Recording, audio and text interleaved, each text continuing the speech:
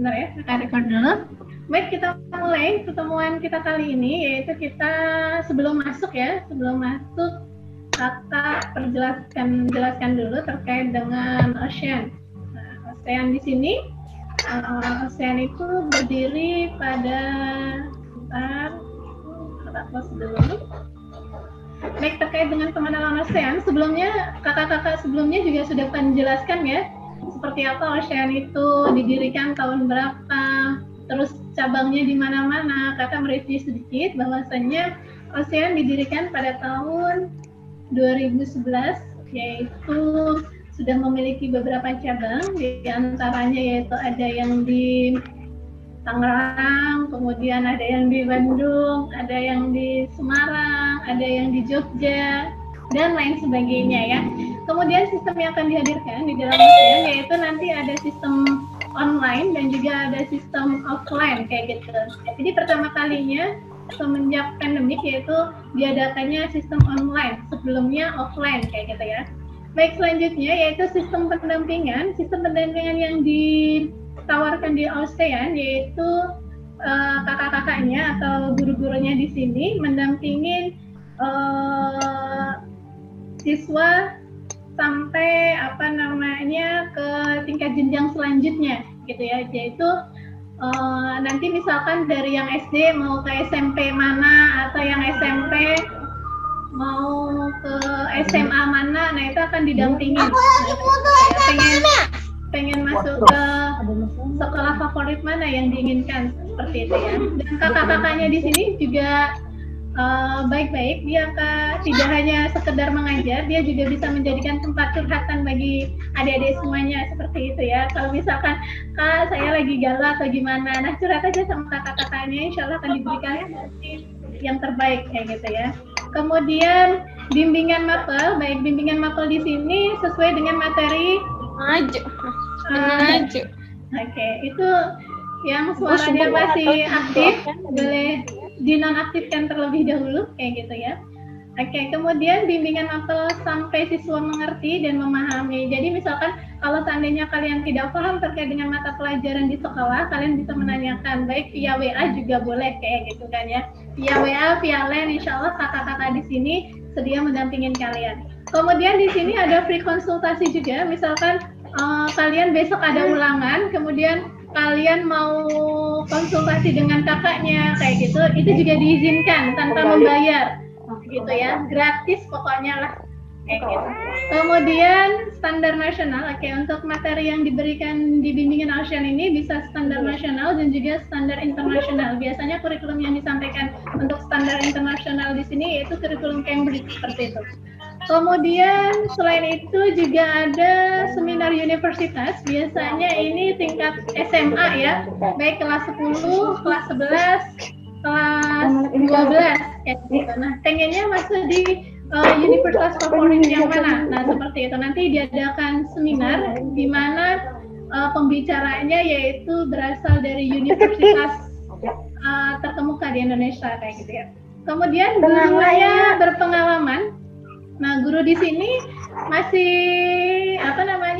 gurunya lumayan dari PTN terkenal ya, ada yang dari UNSUD, ada yang dari UPI, kemudian ada yang dari UGM, kemudian ada yang dari UNJ.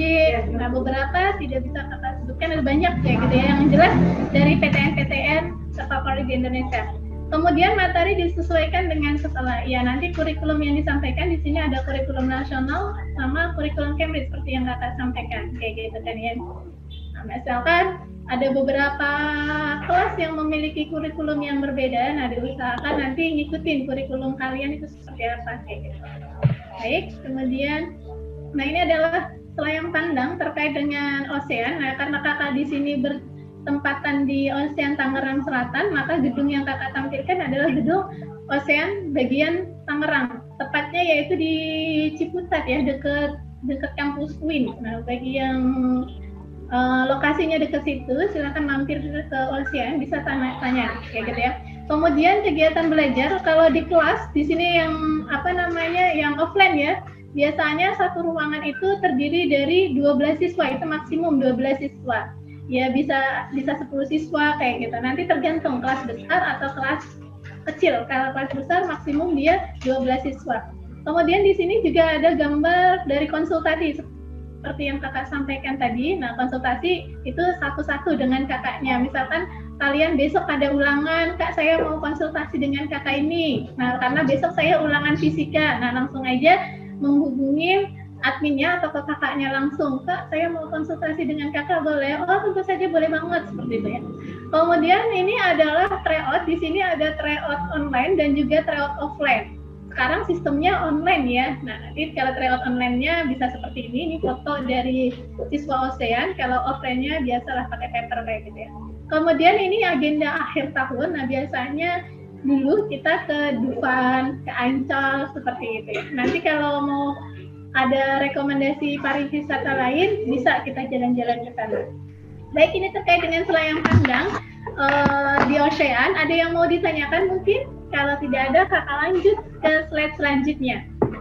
Halo, ada yang mau ditanyakan hadirin semuanya? Tidak ada? Nggak ada ya? Baik, kalau tidak ada, kakak lanjut di sini. Baik, ini adalah pengenalan terkait dengan materi-materi fisika di kelas 12. Di sini ada yang warna biru dan juga ada yang warna hijau. Warna biru di sini yaitu kurikulum nasional, sedangkan yang warna hijau di sini kurikulum Cambridge. Kok beda banget kurikulum nasional sama kurikulum Cambridge? Kok banyakan kurikulum Cambridge? Sebenarnya hampir mirip, cuma pada kurikulum Cambridge ini subbabnya dia dipecah lagi kayak gitu ya, sehingga tampak banyak. Nah, sedangkan kalau di kurikulum nasional, satu bab itu terdiri dari beberapa subbab yang lumayan subbab penting kayak gitu. Sedangkan kurikulum Cambridge-nya dia dipecah-pecah. Nah, sedikit perbedaan antara kurikulum nasional dengan kurikulum Cambridge adalah babnya ya. Misalkan kurikulum nasional dia di kelas 11 sudah diajarin, sedangkan di kurikulum Cambridge kelas 12 baru diajarin. Dan sering ketukar-tukar babnya seperti itu. Tapi tidak apa-apa, nanti yang kakak jelaskan di sini yaitu yang yang ada di kurikulum nasional dan juga ada di kurikulum Cambridge. Oke, kakak bacakan di sini terkait dengan kurikulum nasional dulu. Nanti mana sih materi yang cocok antara kurikulum nasional dengan kurikulum Cambridge seperti itu.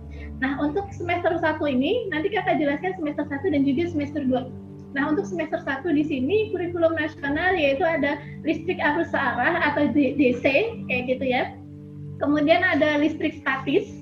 Nah, sebenarnya listrik arus searah, listrik statis ini udah pernah kalian pelajarin ketika kalian SMP, cuma nanti di kelas 12 ini nanti lebih mendalam lagi. Nah, gaya perhitungannya juga lebih dahsyat lagi ketimbang dulu waktu di SMP seperti itu.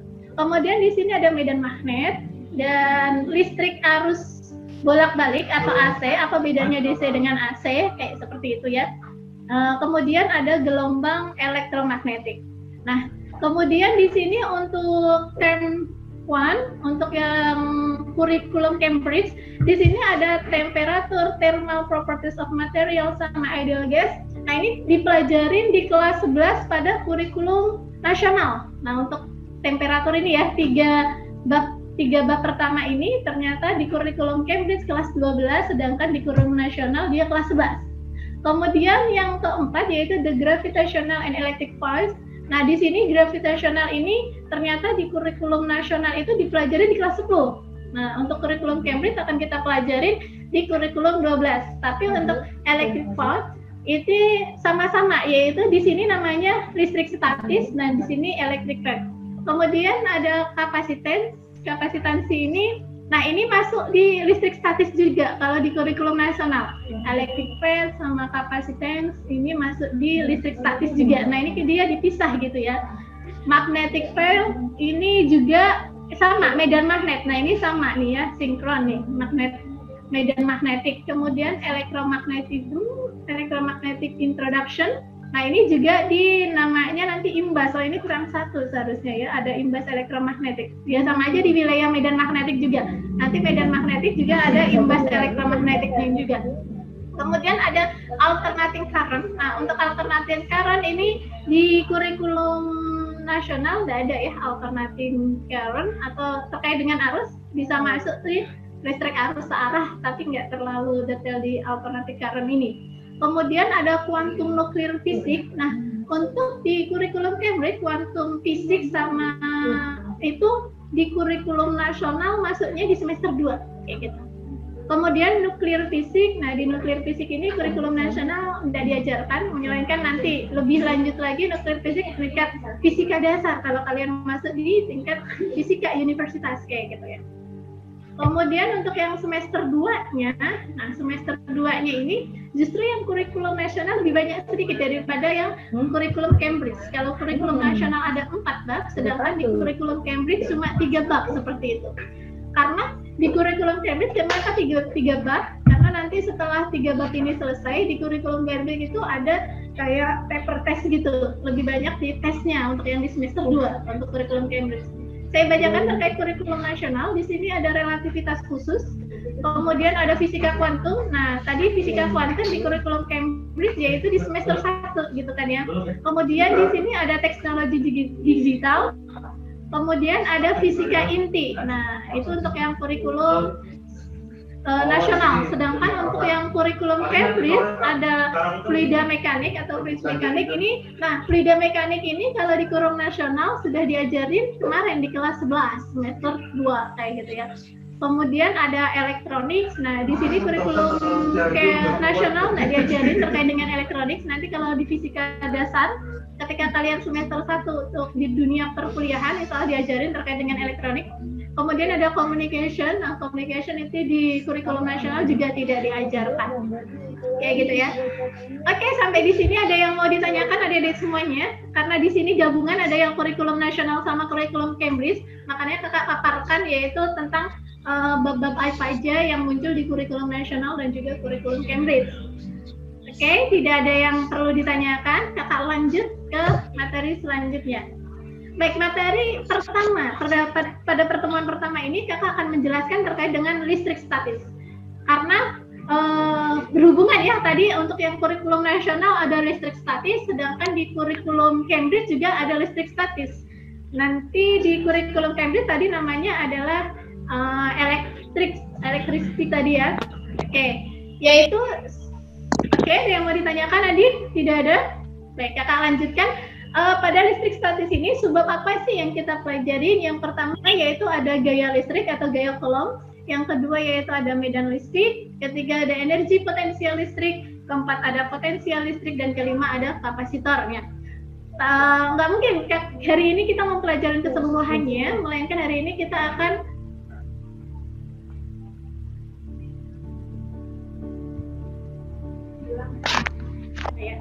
karena ada sedikit kendala. Baik.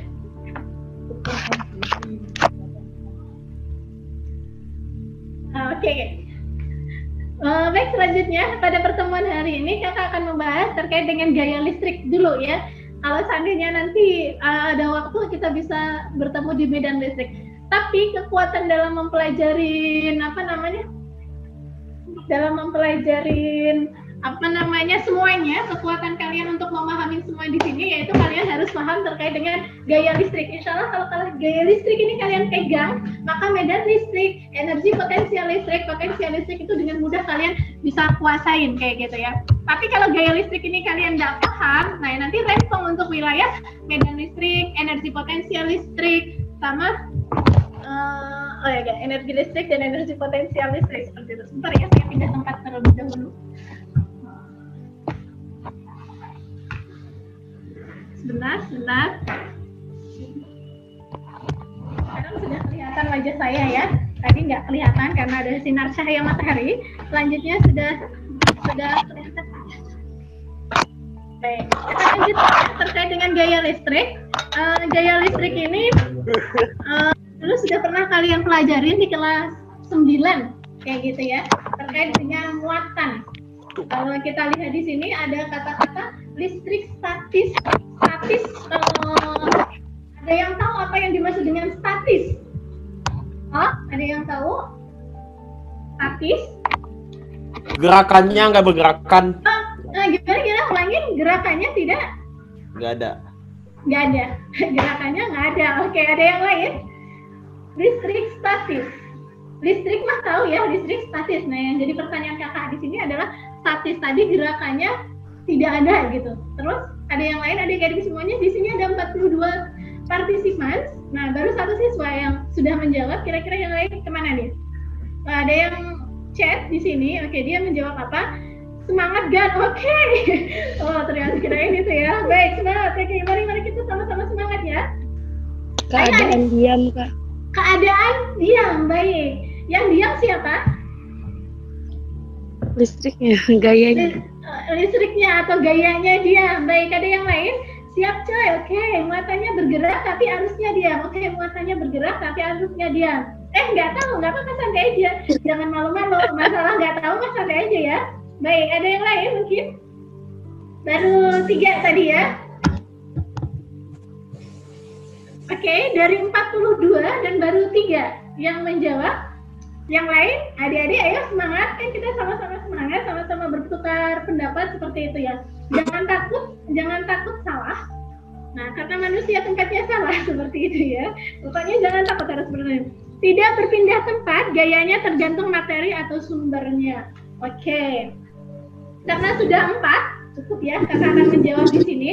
Baik, yang dikatakan statis berarti muatannya dalam kondisi diam, muatannya yang diam kayak gitu kan ya. Kalau listrik dinamis baru nanti si arusnya ngalir kayak gitu ya. Kalau ini muatannya diam kayak gitu ya. Statis itu artinya diam. Kalau dinamis baru artinya bergerak. Oke, yang menjawab terkait dengan ada diamnya, betul ya. Bagi yang tidak menjawab tetap semangat. Mudah-mudahan insya Allah nanti bisa menjawab kembali. Oke, ada yang chat lagi. Nyimak mawon seluruh apa ya? Nyimak mawon. Oke, silahkan menyimak. Tidak apa-apa, nyimak aja. Insya Allah nanti paham. Oh, mungkin seluruh itu sedulur gitu ya. Baik, terima kasih adik. Oke, nah sekarang pertanyaan selanjutnya. Kalau tadi terkait dengan statis, sekarang saya mau nanya. Sekarang ada berapa jenis muatan yang kalian kenal? Ayo, silahkan dijawab. Muatan yang selama ini kalian kenal ada berapa? Karena ini AC dan DC.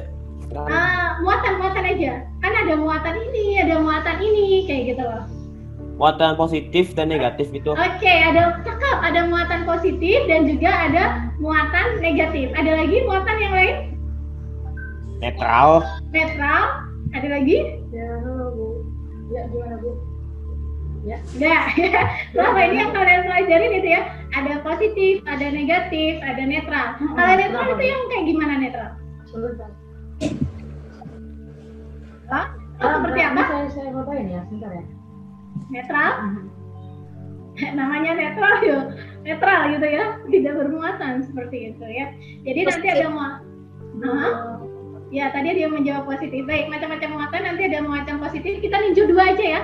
Karena di sini gaya listrik berkaitan dengan muatan positif dan juga muatan negatif. Kalau muatan netral nanti tinggal dipengaruhi siapa, positif atau negatifnya, sehingga dia bisa berubah menjadi muatan yang lain. Oke, kakak ambil 2, muatan positif dan juga muatan negatif. Kayak gitu ya. Harus diingat-ingat ya, ada muatan positif dan juga ada muatan negatif. Sekarang yang jadi pertanyaan kakak, kalau seandainya muatan positif ketemu muatan negatif, berarti arah gayanya seperti apa? Apakah mereka tarik-menarik atau tolak-menolak? Tarik-menarik. Kalau positif ketemu positif, tarik-menarik. Ada yang mengatakan mereka positif ketemu positif, tarik-menarik. Yang lain punya pendapat yang lain? Tolak-menolak, Kak. Tolak-menolak.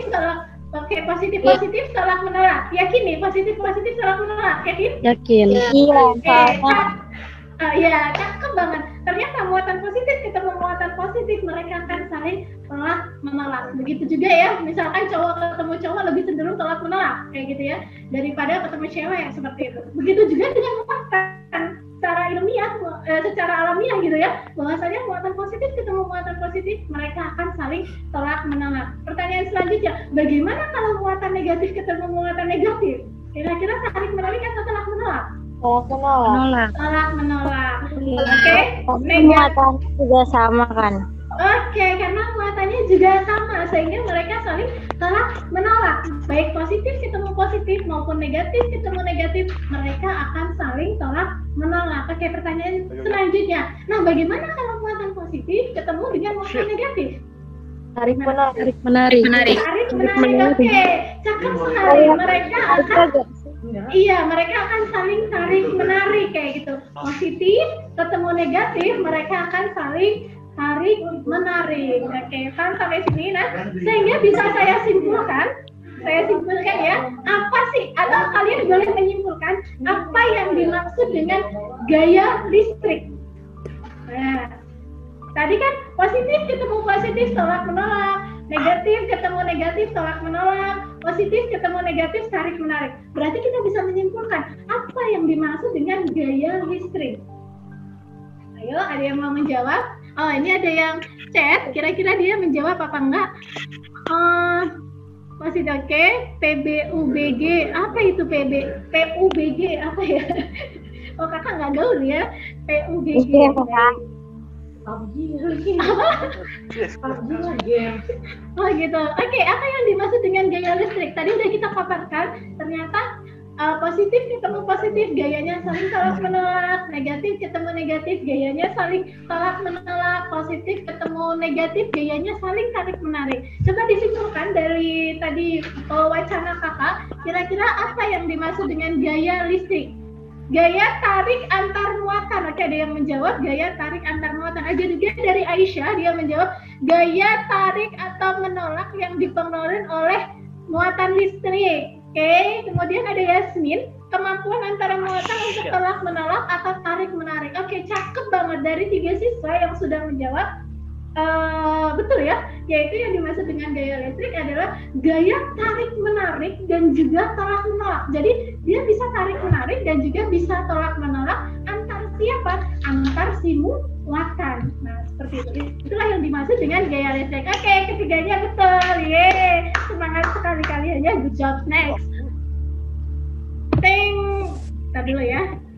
Oh, tiba-tiba ke slide selanjutnya. Benar. Oh, nggak bisa ke slide selanjutnya sih. Bentar adik, ini ke slide selanjutnya sedikit bermasalah. Oke, nah ini kesimpulannya adalah tadi ya, yang tadi sudah disebutkan, gaya listrik adalah gaya antara dua buah muatan listrik yang mengalami tarik menarik atau tolak menolak. Nah, yang perlu diperhatikan banget terkait dengan gaya listrik di sini adalah gaya listrik merupakan besaran vektor. Oke, besaran itu kan ada 2 jenis ya, ada besaran vektor sama ada besaran skalar. Apa perbedaan besaran vektor dengan besaran skalar? So, ada yang tahu? Kalau di sini besaran vektor sudah kakak jawab ya. Besaran vektor adalah besaran yang memiliki nilai dan arah. Cakep banget. Ada yang nggak paham nilai itu apa, arah itu apa? Ada yang nggak paham? Atau paham semuanya adik-adik? Memiliki nilai dan arah. Nah, kakak berjelas di sini karena ini nanti sangat penting banget dalam melakukan analisa perhitungan. Harus memiliki nilai dan arah, seperti itu ya. Ada yang nggak paham terkait dengan nilai dan arah? Contohnya kakak kasih contoh. Maksudnya gimana kak? Kok ada nilai dan ada arah? Karena dia merupakan besaran vektor. Vektor itu berarti ditunjukkan oleh tanda panahnya. Ntar dulu ya, sedikit mincong sebentar.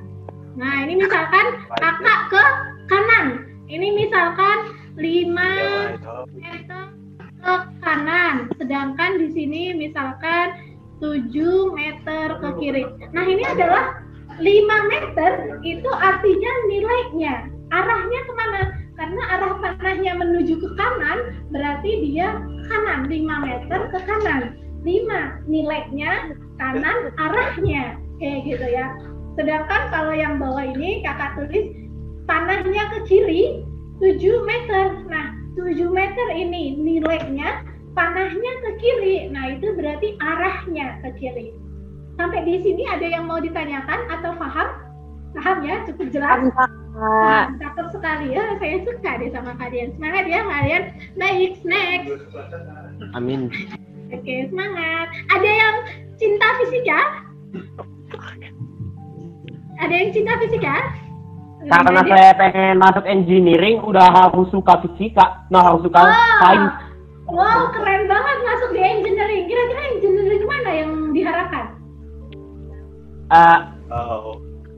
mekanikal bisa, biomedikal bisa, ada beragam lah spektrumnya. Oh, beragam. PTN mana yang diharapkan kira-kira? Targetannya kan udah kelas 12 nih. Kira-kira target mana yang diharapkan? Tertinggi Jerman, tapi kalau mau PTN paling UI atau ITB. ITB, wah keren sekali, sukses buat kamu ya. Kakak doakan mudah-mudahan kamu berhasil sesuai cita-cita kamu. Oke, ya mari kita lanjutkan ya besaran sektornya. Nanti baru ada yang mau chat. Amin, semangat, yuk lanjut dulu yuk. Oke, terima kasih loh. Mari kita lanjutkan. Ting. Baik, ini adalah rumus yang akan kita gunakan di sini. Tadi sudah kakak jelaskan terkait dengan muatan sejenis, mereka akan saling tolak menolak. Kemudian muatan yang tidak sejenis, mereka akan saling tarik menarik. Yang menjadi pertimbangan sangat cantik di sini adalah perhatikan tanahnya dan perhatikan angkanya. Kalian harus fasih dalam menuliskan gaya ini dipengaruhi oleh muatan siapa terhadap siapa, itu yang saya kakak tekankan.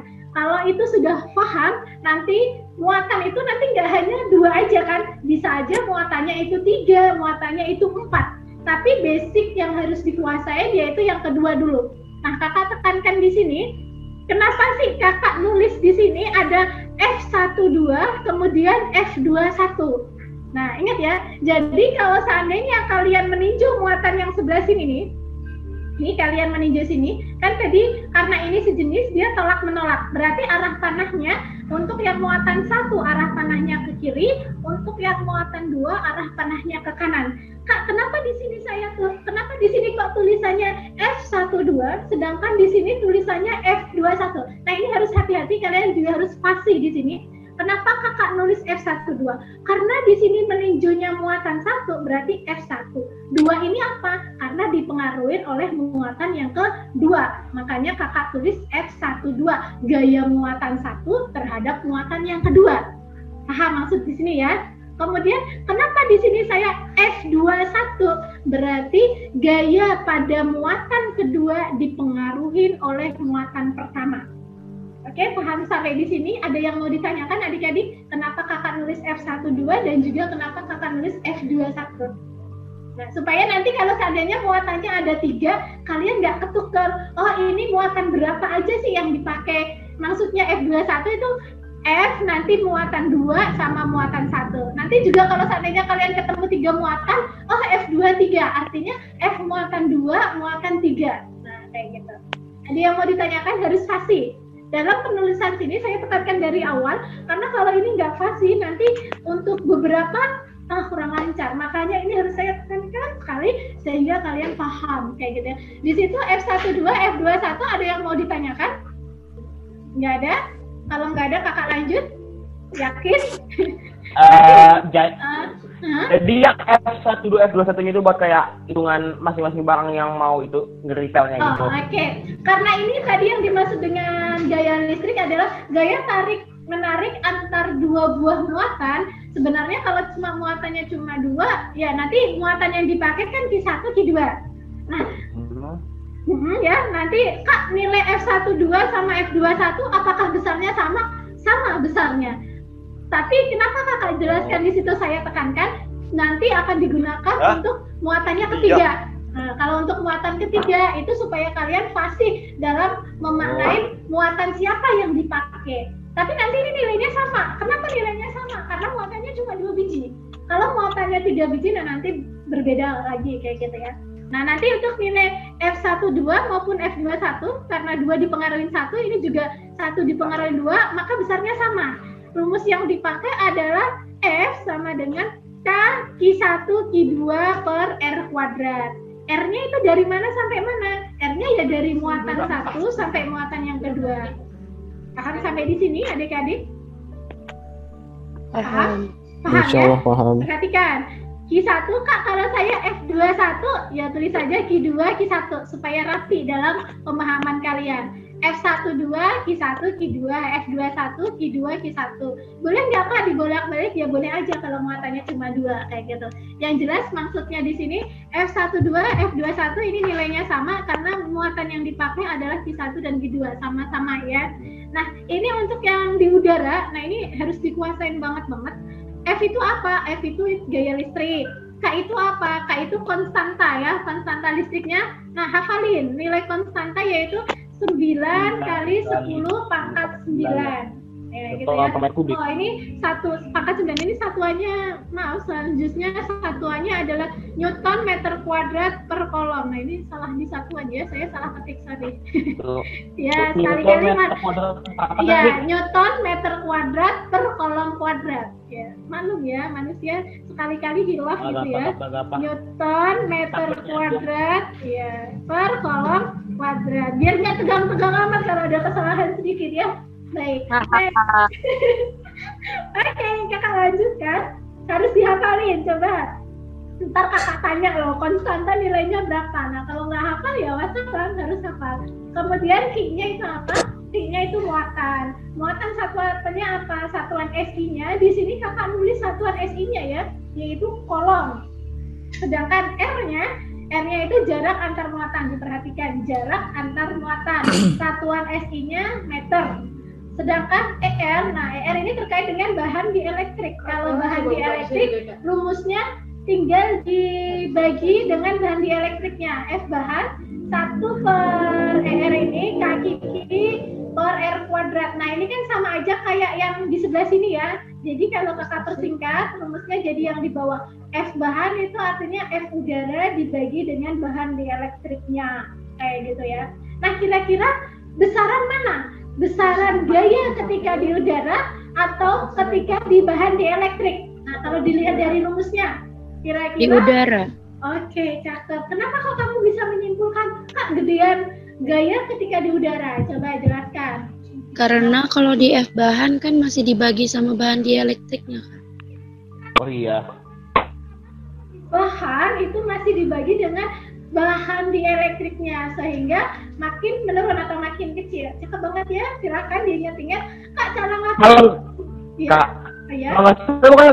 kalau bahan dielektrik itu biasanya kebanyakan isolator. Bahan dielektrik, isolator. Oke, isolator itu menghantarkan listrik atau enggak? Hantarkannya itu buruk. Apa? Sedikit ya? Katanya, kalau ya sedikit itulah. Sedikit kayak gitu.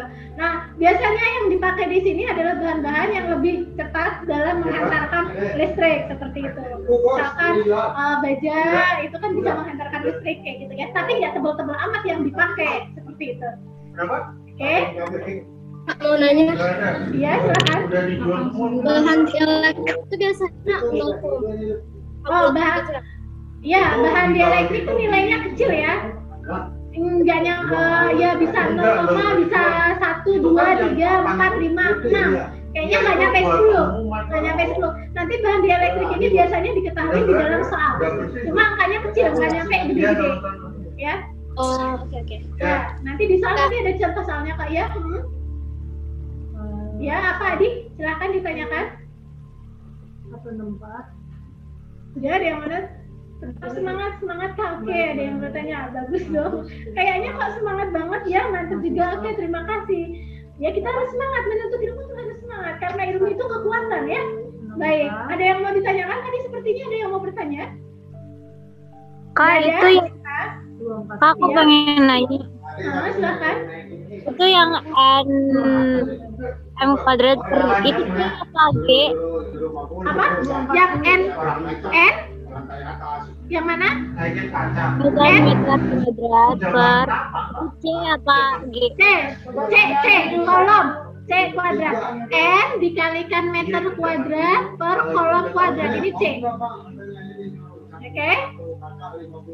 Ya. Ada yang mau ditanyakan lagi? Sudah? Oke, sudah ya? Kalau sudah, kakak lanjutkan ke slide selanjutnya. Baik, nah ini aturan vektor. Kakak teorinya dulu ya, baru nanti latihan-latihannya. Aturan vektor ini yang menjadi kakak tekankan banget.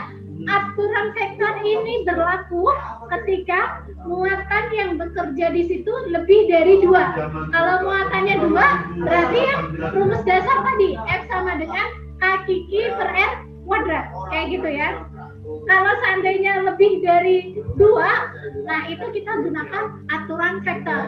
Di sini aturan vektor kakak bagi menjadi 4. Usahakan kuasain 4-4-nya. Kok di beberapa buku cuma dibagi 3? Oh, boleh dibagi 3. Kenapa kakak bagi 4? Supaya otak kita cepat dalam menganalisa soal. Kapan kita gunakan rumus nomor 1, kapan kita gunakan nomor 2, kapan gunakan nomor 3, dan kapan kita menggunakan nomor 4, seperti itu. Nah, nomor 1 ini, ketika F1 ke kanan, F2 ke kanan, maka nanti F totalnya, gaya totalnya, karena dia merupakan besaran vektor, berarti nanti sama-sama ke kanan. Kalau dia sama-sama ke kanan, berarti F totalnya dijumlah. Ya, nanti kita ngitung F1 berarti pakai rumus tadi, K Q per R kuadrat. F2 pakai rumus yang tadi, K Q per R kuadrat. Oh, arahnya ternyata sama-sama ke kanan, berarti tinggal dijumlahkan saja, kayak gitu. Kemudian yang untuk aturan vektor nomor 2, Kak, nah sebelum ke nomor 2, ada yang bertanya nih kira-kira. Oh iya, silahkan, ada yang mau bertanya? Nantilah. Oh, nanti aja, baik. Kak, bagaimana kalau seandainya dua-duanya arah vektornya ke kiri? Ya sama aja. Kalau sama-sama ke kiri, apa? Tante tiran. Tante tiran? Apa itu? Bahaya nggak sih? Apa sih tante tiran? Ya orang Amerika doang yang bilang gitu deh. Oh, ya udah. Nggak tahu tante tiran apaan sih emang?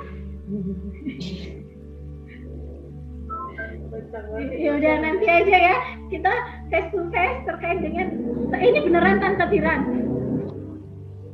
Oke. Kakak lanjutkan dulu ya. Baik. Udah jam berapa ini tadi ya? Baik, untuk yang kalau seandainya sama-sama ke kiri, ya tetap kalian jumlahkan, tapi nanti kalau di soal ditanya arahnya kemana? Ke kiri. Kalau dua-duanya sama-sama ke kiri, kayak gitu.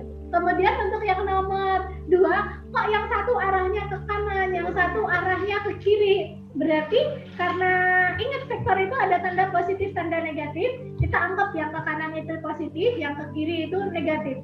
Kak, nanti arahnya gimana? Arahnya tergantung siapa yang kuat. Misalkan F1 10 Newton, F2 20 Newton. Berarti F totalnya berapa? Misal F1 10 Newton, F2 20 Newton. Berarti F totalnya berapa? Arahnya kemana? 10 Newton ke arah kiri. Oke, berarti F totalnya 10 Newton ke arah kiri. Paham sampai sini?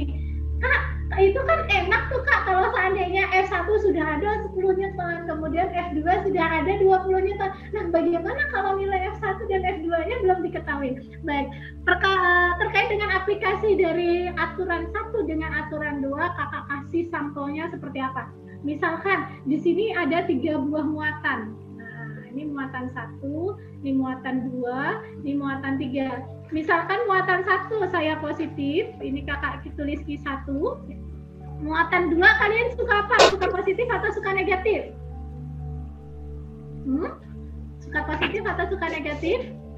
Positif. Oke, muatan 2 kita kasih positif. Kemudian muatan 3 mau positif apa mau negatif? Negatif. Negatif. Baik. Sekarang pertanyaan dari kakak adalah, kan itu cuma diketahui muatan 1, muatan 2, muatan 3 kayak gitu. Nah, yang jadi pertanyaan kakak adalah tentukan gaya total yang bekerja pada muatan kedua. Karena muatan kedua ini ya, yang ditanya itu kan muatan kedua ya. Berarti kamu buat vektornya di muatan kedua aja. Paham maksud kakak ya? Jadi nggak usah buat vektor di muatan 1 dan muatan ketiga supaya kita nggak ribet. Kita gunakan muatan yang kedua. Nah, sekarang kita perhatikan di sini. Muatan si 2 ini dipengaruhi oleh muatan siapa sama siapa? 1 dan 3. Oke, dipengaruhi oleh 1 dan ketiga. Sekarang perhatikan, ketika muatan 2 dipengaruhi muatan 1, positif ketemu positif, berarti arahnya kemana? Kanan. Ke kanan. Ke kanan dong. Iya. Double reaction. Dipel sama yang plus, ditarik sama yang negatif. Oke, berarti muatan yang kedua akan ditolak oleh muatan yang pertama. Berarti kakak tulis di sini F gimana? F berapa terhadap berapa? F 2 terhadap F2 terhadap Muatan 1. Nah, gini, ini yang tadi maksud kakak tekankan, siapa dipengaruhi siapa, sehingga nanti ketika kalian memasukkan ke dalam rumus, berarti nanti Ki yang dipakai Ki 2 dan Oh, Ki guru 1. fisika kebanyakan cewek sih. Oh, masa sih, teman-temanku Oh. kebanyakan cowok loh. Justru guru fisika tuh kebanyakan cowok, karena saling banyaknya cowok, makanya cewek berusaha untuk menguasai fisika. Oh, gitu.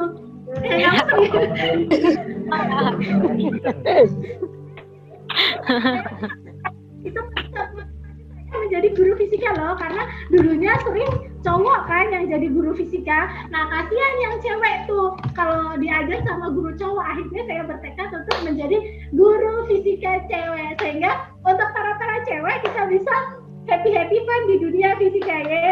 Gitu ya. Semangat ya tim ladies. Oke. Semangat, Kak. Baik, diperhatikan ya di sini F2 dipengaruhi oleh F1. Nah, bagaimana muatan kedua juga dipengaruhi oleh muatan berapa lagi? F3 juga. Ya, dipengaruhi oleh muatan yang ketiga. Arahnya kemana? Sama kanan Ke kanan juga, gitu ya. Cara nulisnya berarti di sini kakak tulis F berapa terhadap berapa? F23. Oke, F2 terhadap muatan yang ketiga. Berarti nanti kita gunakan aturan vektor nomor berapa? Nomor 1 atau nomor 2? 1 ya. Arah 1. Ya, berarti nanti kita hitung dulu. F21 kita gunakan rumus yang tadi. Berarti Q2 dikalikan Q1 per R kuadrat. R-nya dari mana, Kak? Yo, karena kita meninjaunya muatan 1 sama muatan 2, berarti nanti jaraknya sini sampai sini. Nah, itu untuk menghitung yang ini. Nah, sedangkan kalau untuk menghitung F23, berarti nanti Q2, Q3. R-nya mana, Kak? R-nya ya dari sini sampai sini, karena kita meninjaunya muatan 2 dan juga muatan ketiga. Oke, paham sampai sini? Nanti mencari S totalnya, karena arahnya sama-sama ke kanan, berarti kita jumlahkan. Kayak gitu. Paham, Nek, sampai di sini? Paham banget, Kak. Oke, paham banget, terima kasih loh. Saya seneng. Ya, ada yang mau Jadi bertanya?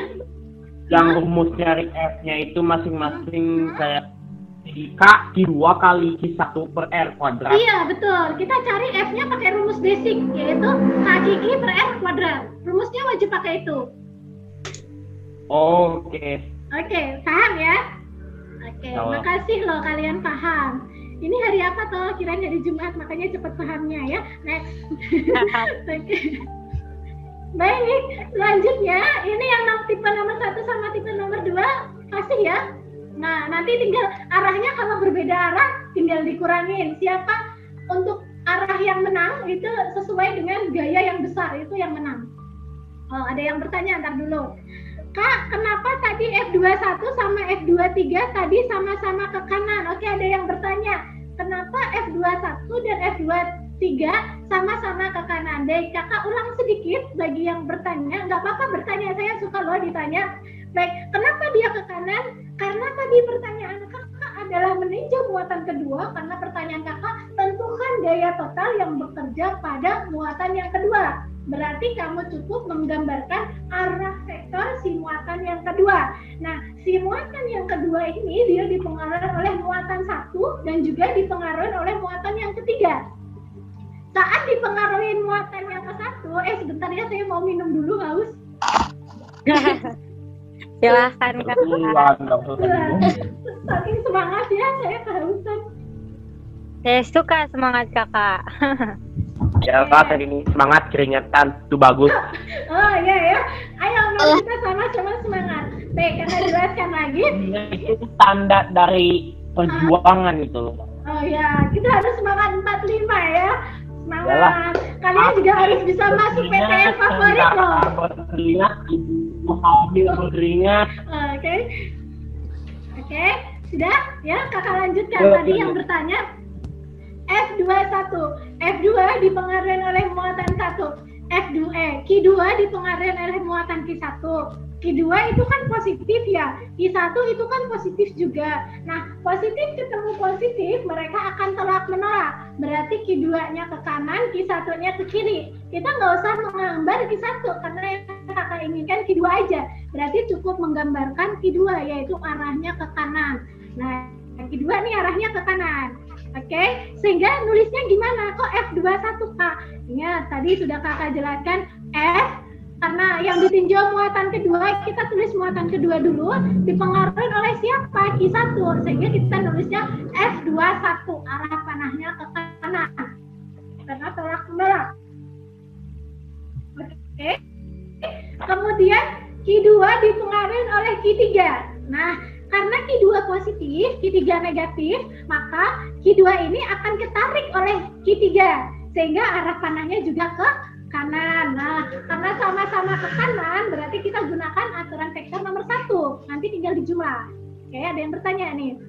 Oh iya, paham. Oke, cakep. Karena sudah paham, kakak lanjutkan untuk aturan vektor nomor 3 dan juga nomor 4. Oke, sudah paham yang tadi ya, diperhatikan. Arah vektor harus diperhatikan, karena itu kekuatan dia untuk menguasai si gaya listrik. Kalau si gaya listrik bisa, nanti medan listrik sama persis. Rumusnya juga hampir mirip. Nanti kakak kasih kamu trik bagaimana ngafalin satu soal bisa menghafalin, bagaimana menghafalin satu rumus bisa menghafalin 8 rumus sekaligus. Nah, kayak gitu di dalam listrik ini. Tapi pelan-pelan dulu ya. Yang penting gaya listrik itu adalah inti dari penguasaan rumus di listrik statis ini. Kakak clear? By the way, kalau kakak kecepatan kalian bisa, Kak jangan cepet-cepet. Kayak gitu ya, boleh Kak ngomong seperti itu, nggak apa-apa. Nanti kakak pelanin sedikit gitu ya. Baik, kemudian aturan vektor yang nomor 3, yaitu yang tegak lurus. Nanti vektornya yang akan kita tinjau, yaitu tegak lurus. Kalau tegak lurus berarti sudutnya 90 derajat. Maka nanti cara mencari F totalnya yaitu akar dari F1 kuadrat. Oh, ini seharusnya tambah ya. Akar dari F1 kuadrat ditambah F2 kuadrat. Nah, ini sama kayak tadi gaya ngitungnya F1 pakai kaki Q per R kuadrat. Nanti Q-nya siapa terhadap siapa gitu ya. F2-nya juga kaki Q per R kuadrat. Nah, bedanya yang rumus nomor 3 atau aturan vektor yang nomor 3 dengan aturan vektor yang nomor 4 adalah kalau aturan vektor nomor 3 sudut yang dibentuknya 90 derajat, sedangkan aturan vektor yang nomor 4 itu sudut yang dibentuknya kurang dari 90 derajat atau lebih dari 90 derajat. Nah, seperti itu ya. Kalau seandainya rumusnya tetap sama, nanti yang membedakan itu sudutnya di sini, cos-nya.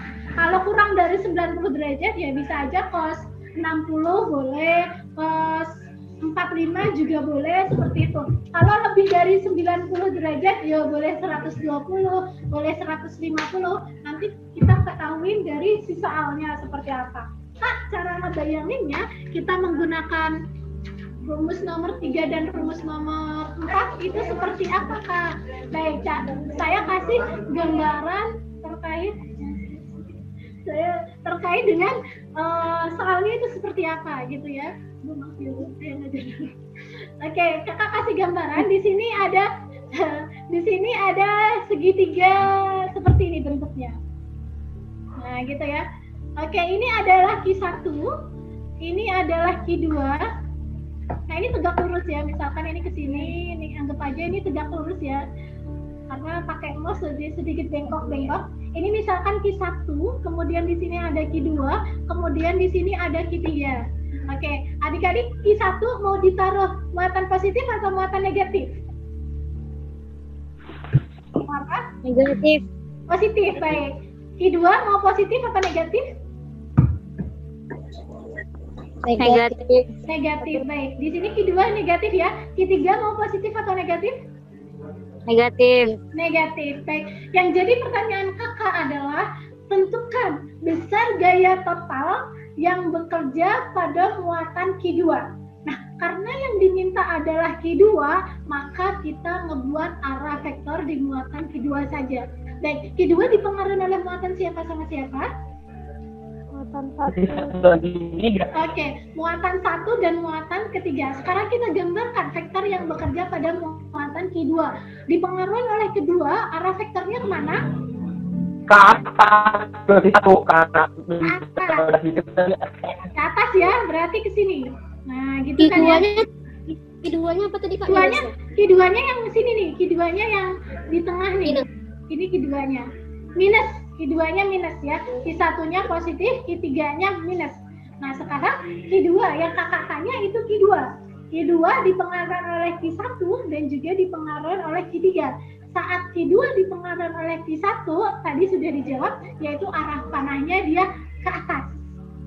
Kenapa Kak kok ke atas? Nah, karena Q2 akan tertarik oleh Q1, negatif akan tertarik oleh positif, karena mereka kalau positif ketemu negatif saling tarik menarik.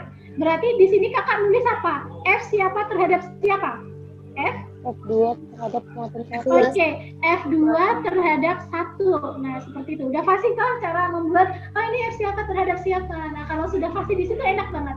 Oke, sekarang kita tinjau yang terhadap Q3.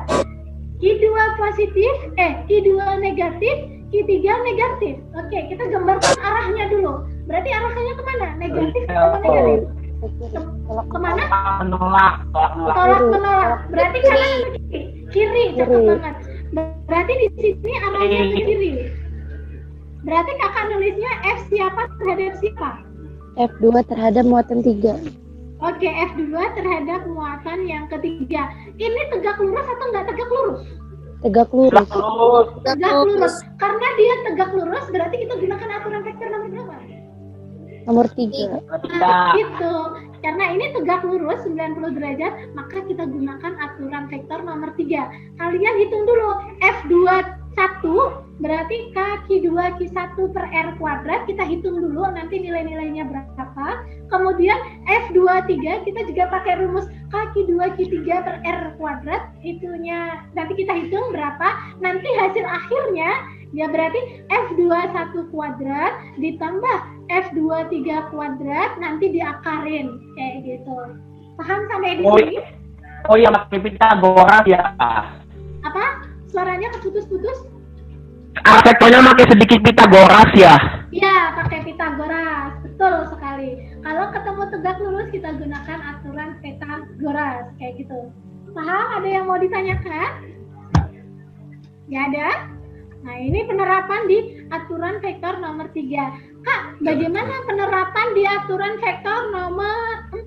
Oke, kalau kita gunakan aturan vektor nomor 4, kita nggak ninjau di muatan 2, melainkan kita bisa meninjau di muatan 1 dan muatan ketiga. Oke, kita akan ninjau di muatan 1 dan muatan ketiga. Kakak delete dulu. Nah, ini kakak delete dulu. Sekarang kakak mau nanya, sekarang pertanyaan kakak adalah tentukan besar gaya yang bekerja pada muatan Q1. Karena yang ditanya Q1, maka adik-adik harus menggambarkan arah gaya yang bekerja pada muatan pertama, seperti itu. Nah, sekarang kita ninjau gaya yang bekerja pada muatan pertama. Oke, pertama dipengaruhi siapa sama siapa? Dipengaruhi oleh muatan 3. Oke, muatan 2 dan juga muatan yang ketiga. Sekarang kita gambarkan vektornya. Muatan dipengaruhi oleh muatan kedua, arahnya kemana? Ke bawah dan ke kanan bawah. Oke, ke bawah dan ke kanan bawah. Berarti gini ya, sini karena ketarik oleh muatan negatif, ini juga ketarik oleh muatan negatif. Maka ini tegak lurus atau enggak? Enggak tegak lurus. Karena dia enggak tegak lurus, berarti kita gunakan aturan vektor nomor berapa? 4. Nomor 4, cakep banget gitu ya. Berarti ini adalah F, gimana cara nulisnya? Muatan 1 terhadap muatan kedua, berarti saya nulisnya F12. Oke, F12 yang sebelah sini? F23. F23? 1-3. Oke, F13 gitu kan ya. F13. Nah, kita karena muatan 1 terhadap muatan ketiga ya, kita juga akan menghitungkan dengan aturan vektornya. Kita hitung F1-nya dulu, berarti F12 kuadrat ditambah F13 kuadrat ditambah 2 dikalikan F12 dikalikan F13 cos theta. Kak, dari mana sudutnya? Oke, sudutnya ini bisa diketahui dari soal atau nanti mungkin segitiganya udah diketahui. Misalkan seperti ini. Ini bentuk segitiganya tadi ya. Kak, kalau sudutnya nggak diketahui gimana? Oh, harus paham dengan sudut-sudut cantik. Misalkan di sini 3, 4, 5. Nah, misalkan di sini 345 kan kamu harus membutuhkan sudut sebelah sini kan ya.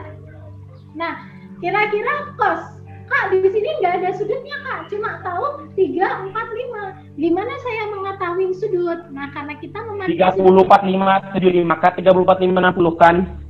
Oh, 3, 4, 5, 60 sama dong. Oke, terkait kan di tabel gitu. 3/5. Nah, coba ada yang bisa kira-kira kosnya berapa? Kosnya kalau sudutnya nggak diketahui, melainkan di situ ada 3, 4, 5. Kira-kira kosnya berapa? 45, 45. Kos tetanya berapa? Kos 3/5. Kos 3/5. Cakep banget. Ketika angka-angkanya sudah ada, kita langsung aja nggak perlu mencari, Kak itu sudut berapa? Oh, karena udah ada angka-angkanya langsung aja kos. Kos itu samping miring. Sampingnya si sudut berapa? 3. Miringnya berapa? 5. Langsung aja kosnya 3/5. Nah, nggak usah nyari sudutnya. Gitu. Paham Re sampai di sini? Paham. Paham. Baik. Kalau seandainya nanti di sini diketahuin, Kak, kok angka 5-nya misal Kakak nulis di sini, Kak angka 5-nya nggak ada Kak. Kita harus nyari kosnya gimana? Kalau seandainya angka 5-nya nggak ada, oh gampang banget. Kita langsung aja menggunakan segitiga Pitagoras gitu ya. 3, 4, pasti 5. Kak, ada yang nanya, Kak kalau seandainya saya nggak ngerti tuh Kak, dari mana saya memperoleh angka 5? Oke, cakep. Misalkan ada yang nggak ngerti cara memperoleh angka 5 dari sini gimana?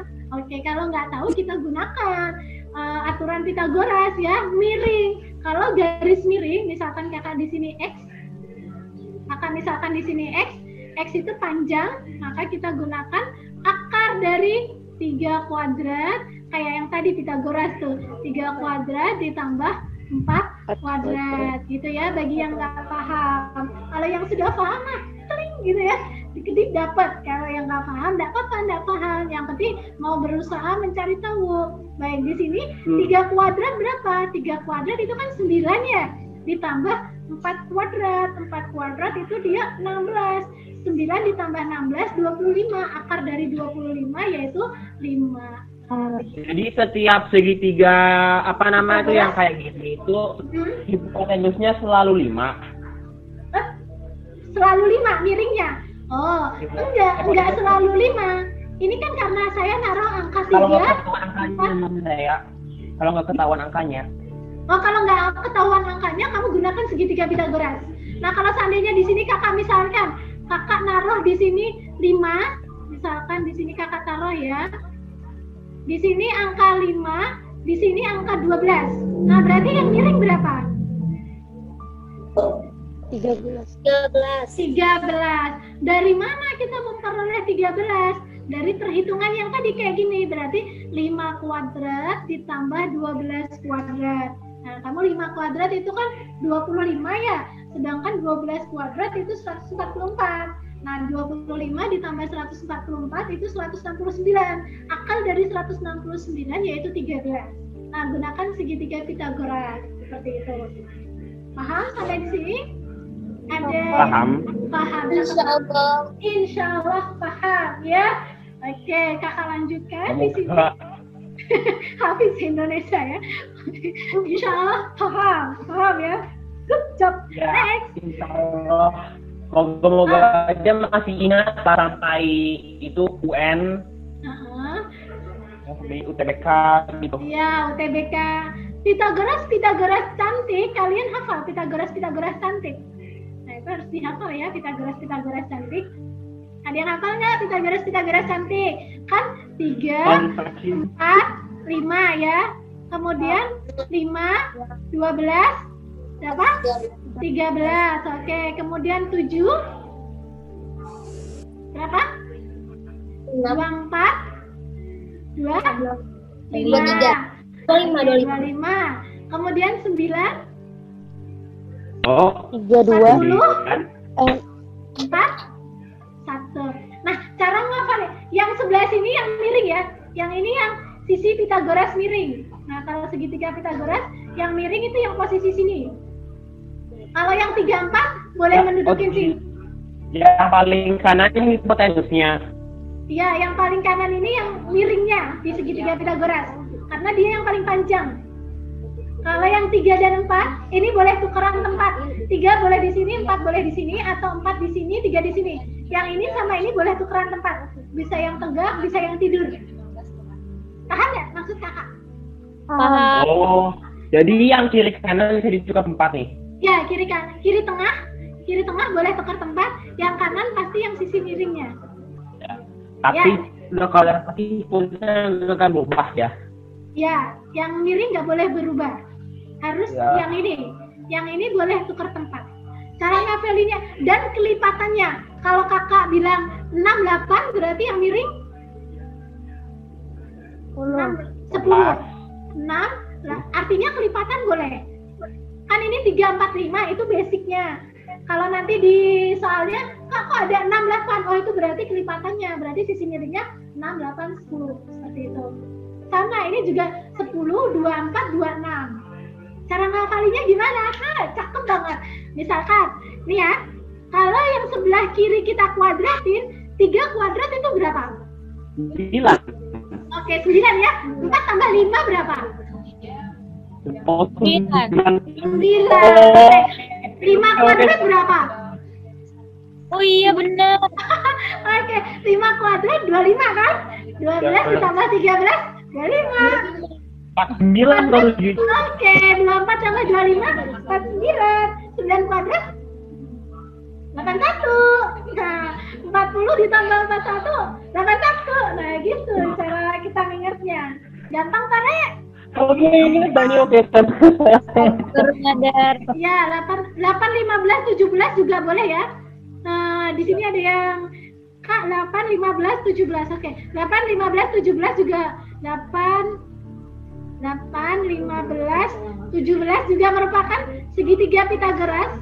Kenapa nggak kakak tulis? Karena nggak berurutan seperti yang ini, tapi dia boleh. Ini juga segitiga Pitagoras. Terima kasih dari Asader. Oke, Asader ini juga ngasih. Ya, ini juga boleh, tapi di luar, tapi di luar yang ini ya. Nah, ini supaya enak gaya menghafalinya aja. Oke, adik-adik, sampai di sini ada yang mau ditanyakan? Kalau nggak ditanyakan, kita ke latihan soal. Oh. Oke, sudah paham semuanya? Harus paham. Ketika gaya paham ya. Saat ini insya Allah paham. Usahakan paham sekarang juga ya.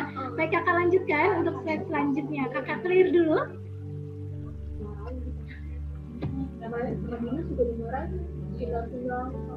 Oke, sebelum ke soal yang kakak inginkan adalah konversi satuan. Ada beberapa siswa yang sering salah dalam konversi satuan. Konversi satuan basic, kilometer, hektometer, dekameter, meter, desimeter, sentimeter, milimeter.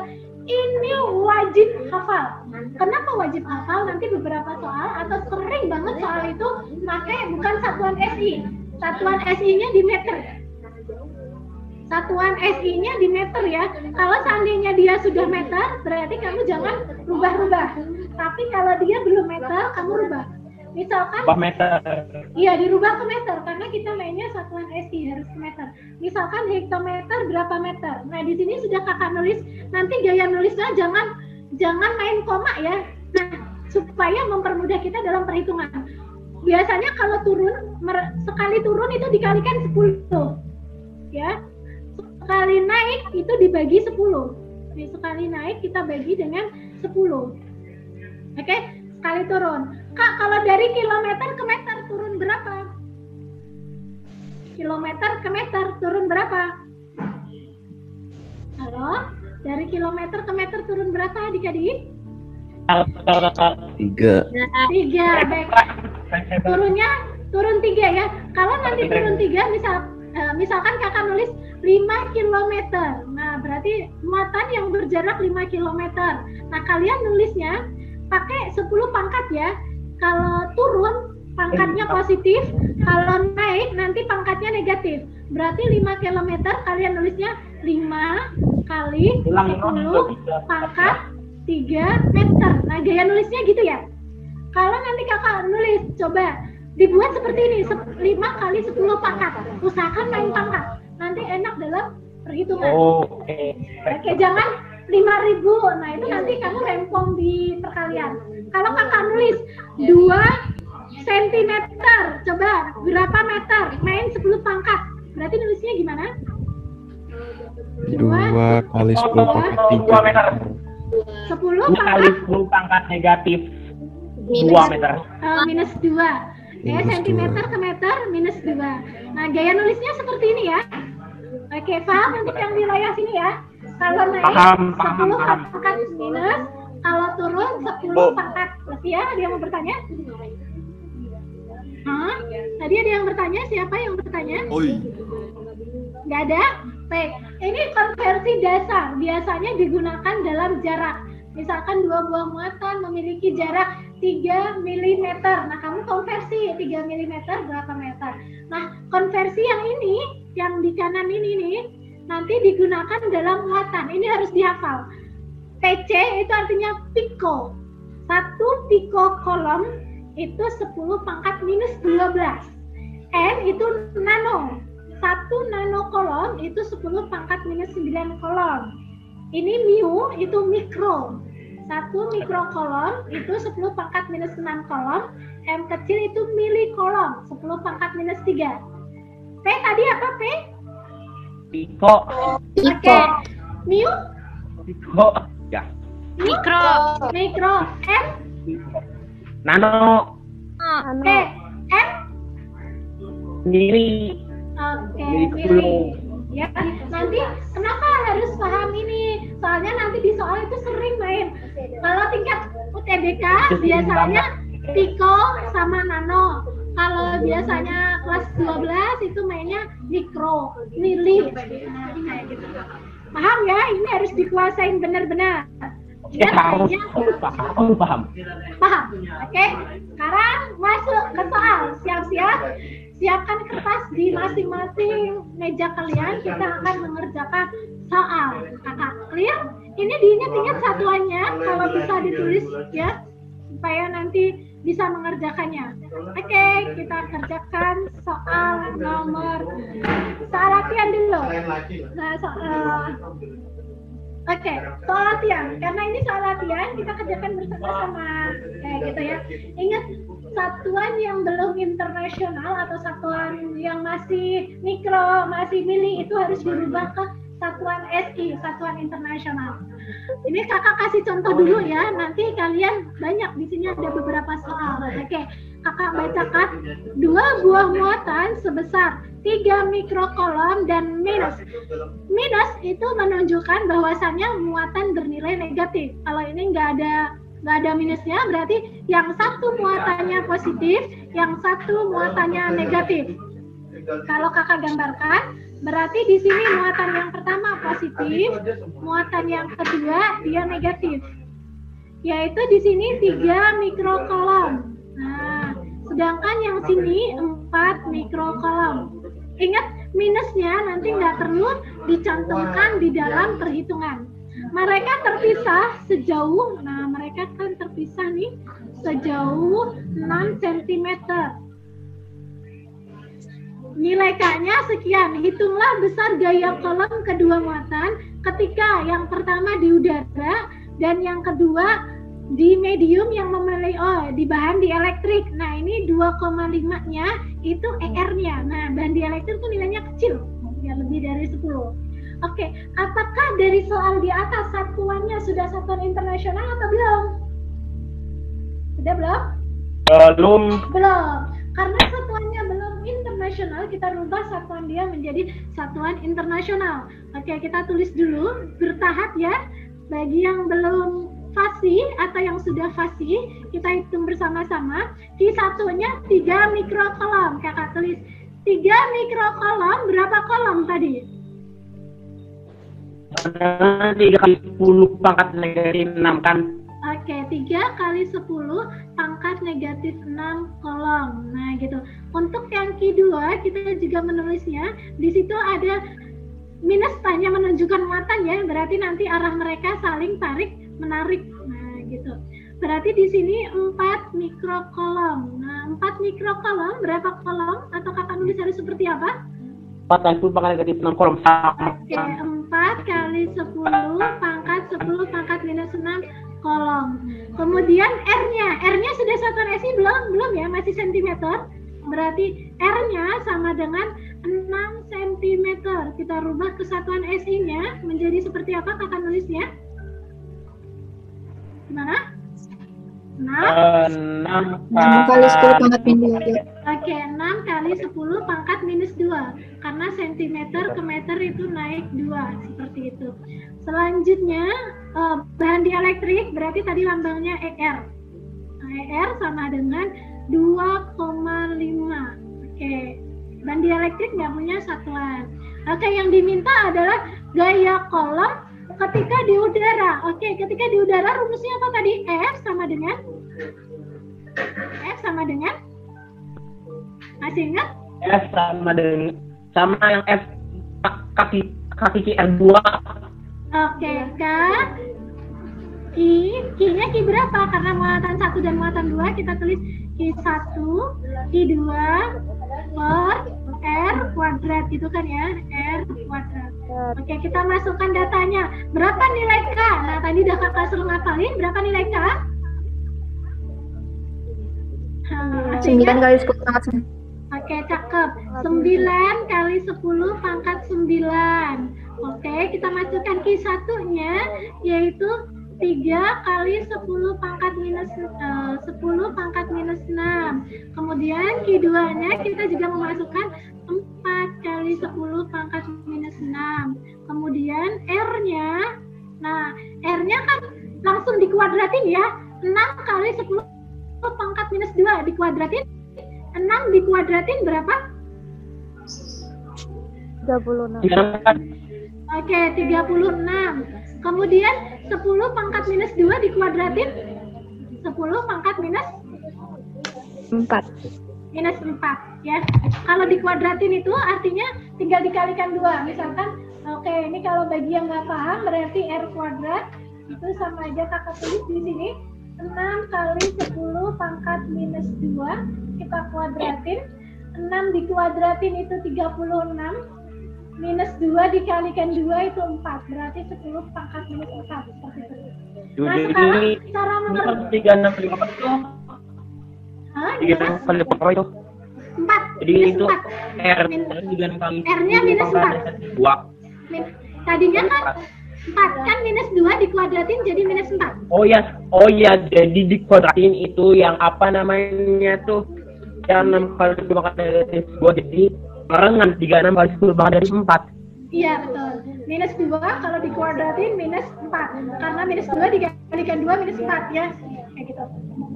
Kalau pangkat dikuadratin artinya dikali yang sebelah sininya. Kalau di sini pangkat 3 misalkan 10 pangkat 2 dikalikan pangkat 3. Yang minus 2 dikalikan 3 pangkatnya. Jadi minus 0. Ya kalau pangkat itu seperti itu. Kan sampai sini? Oke, sekarang cara ngitungnya. Nah, 30 hasilnya ya. Kalau yang udara. Gimana? Hasilnya 30. Hasilnya 30. Oke. Betul, hasilnya 30. Oke, kita ngitung dulu. Caranya gimana? Caranya gaya perhitungan seperti ini itu yang angka dengan angka, yang 10 pangkat dengan 10 pangkat. Kita main yang angkanya dulu. Kan maksud angka gimana? Maksudnya angka tuh yang 9, 3, 4, 3, 6 ini angkanya. Yang 10 pangkat nanti kita kerjakan. Oke. Sekarang edisi coret-coret. 9 sama 36 kita coret-coret. Nah, bisa dicoret. Oke, yang ini dapat berapa? 4 kan. 4 ya, yang sebelah sini dapat 4. Ini 1 ya. Oke, 4 sama 4 boleh kita coret juga. Coret barengan. Nah, gitu kan ya. Berarti yang angkanya tinggal 3 dikalikan 1 ya, 3 gitu kan ya. Nah, gitu. Kemudian sekarang kita main yang 10 pangkat. Nah, kita 10 pangkat. Ingat, kalau permainan pangkat berarti ditambah ya, kalau per kali dia ditambah, kalau dibagi dia dikurang. Nah, karena ini minus, kita coret aja. Minus 6 sama minus 4 kita coret. Minus 6 dikurangin minus 4 itu kan minus 2. Paham sampai sini? Nah, 9. Ini minus 2, minus 6, minus 8. Iya kan? Minus 2 ditambah minus 6 minus 8. Minus 8 ditambah 9. Berapa? 1. Berarti 10 pangkat 1. 3 dikalikan 10 pangkat 1 berapa? 30. 30. Oke. Berarti di sini jawabannya 30 Newton. Itu ketika dia di udara. Paham sampai sini adik-adik semuanya? Paham kakak. Oke, selanjutnya ketika di bahan dielektrik. Nah, tadi ketika di bahan, F bahan sama dengan F udara dibagi bahan dielektrik. Gitu kan ya? F dibagi bahan dielektriknya. F-nya sudah dapat 30, bahan dielektriknya sudah dapat yaitu 2,5. Nah, gitu ya. Sekarang 30 dibagi 2,5 berapa? Tereng. Berapa? 12. Berapa?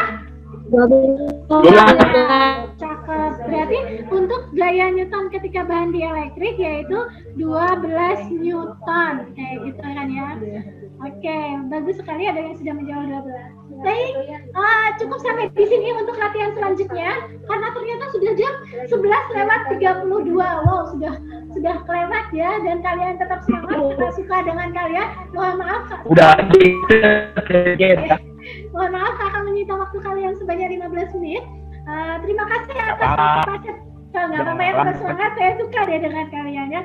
Baik, tetap semangat. Sampai di sini bertemu dengan kakak. Kita ketemu selanjutnya. Pertemuan kedua hari apa ya? Kalau nggak salah hari Sabtu kalau nggak salah ya. Sampai ketemu jamnya jam 10.15 juga kalau nggak salah ya. Nanti dikasih info selanjutnya. Terima kasih. Assalamualaikum warahmatullahi wabarakatuh. Waalaikumsalam. Salam kak. Terima kasih, Kak. Terima kasih, Kak. Sama-sama. Semangat Terima kasih, ya. Kak. Ya. Kita lagi di show.